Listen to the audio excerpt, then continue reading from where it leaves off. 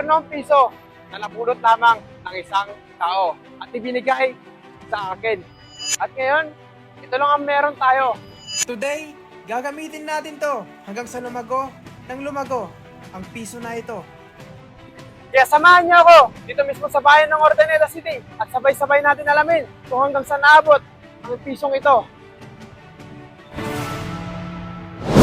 So yun guys, tatry natin kung anong mabibili ng isang piso natin ngayon.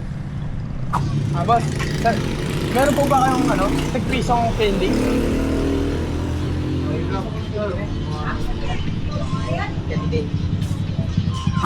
Pili ka na lang dito, sir. Kahit lang, max po.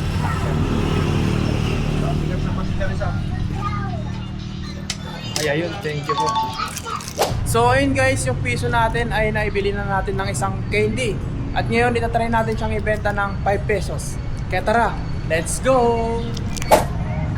Sir, pwede ba kitang alokin? Ano yun? Binibenta ko kasi siya ng 5 pesos isa. 5 pesos. Opo, kasi may challenge po ako. Yung piso ko po, kailangan ko pong palagoy ng isang buwan. 5 pesos isa. Opo. Isa lang, garot. Opo, isa lang po.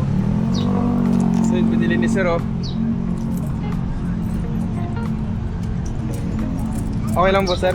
Okay. Ay, salamat po, sir. Okay. Ano po palang pangalan niyo po? Ano? Pedro Santos. Pedro Santos. Ayun, maraming salamat, sir. Okay. Isa po isang dahilan na lumago ang aking piso. Okay. Okay, sir. Salamat po. So yun guys, yung candy natin, nabenta na natin ng 5 pesos. At ngayon, ibibili ulit natin siya ng another candy at ibenta po ulit. Kaya tara, let's go! Ano na lang po, B-fresh na lang po. Magkano po B-fresh nyo?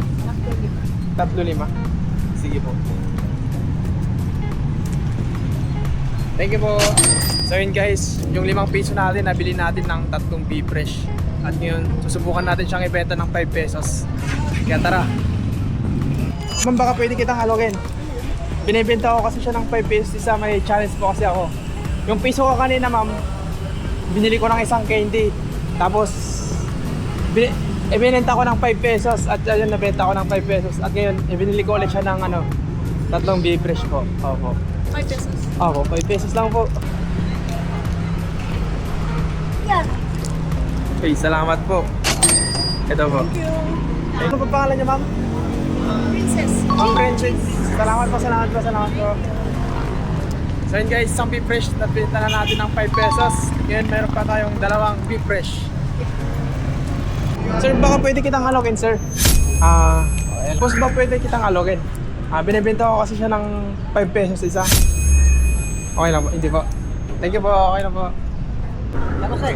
Sir, baka pwede ko po kayong alokin. May challenge kasi ako, sir, eh. Ano yung challenge? Yung piso ko kanina kasi, sir, binili ko ng candy, tapos naibenta ko ng 5 pesos. Tapos yung 5 pesos na yun, binili ko ulit ng 3 beef fresh at meron pong bumili ng isa. At ngayon binibenta ko po siya ng 5 pesos hanggang sa lumago po ng lumago. Baka meron pong gustong bumili. Challenge lang yan. Okay lang po, sige po. Thank you po. Pwede ko po ba kayong alogin, sir? Binibenta ko kasi siya ng 5 pesos isa. Isa lang may bibilin ko? Dalawa. Depende po sa inyo po. Kung ano. Tapos kapag... Dalawa. Uy, salamat po sa pesos. Ito yun, salamat po. Sir, ano pa pangalan nyo? Aldrin. Sir Andre, maraming salamat po. Isa po kayo sa dahilan ng paglago ng isang piso ko po. Salamat po. Salamat po sa inyo, sir. So yun guys, yung 3 beef fresh natin, naibenta na natin ng 15 pesos. At ngayon, bibili ulit tayo ng another ibebenta natin. Kaya tara, samahan nyo ako. Isang bibilin natin siguro sa ngayon is tubig. Para mas madali natin ibenta at isang bagsakan lang. Dito pala tayo bibili sa OC. So ayun guys, nakabili na tayo ng 2 tubig. Ang bili pala natin dito isa is 6.50. So meron pa tayong sukling 2 pesos. At ngayon susubukan natin siyang ibenta ng 15 pesos. Kaya tara, let's go! So ayun guys, hanggang dito na lang muna. At ang day 1 natin na ito, hindi tayo nakapaghanda. Palubat ng ating cellphone at camera. Kaya abangan nyo ako sa day 2. Bye bye!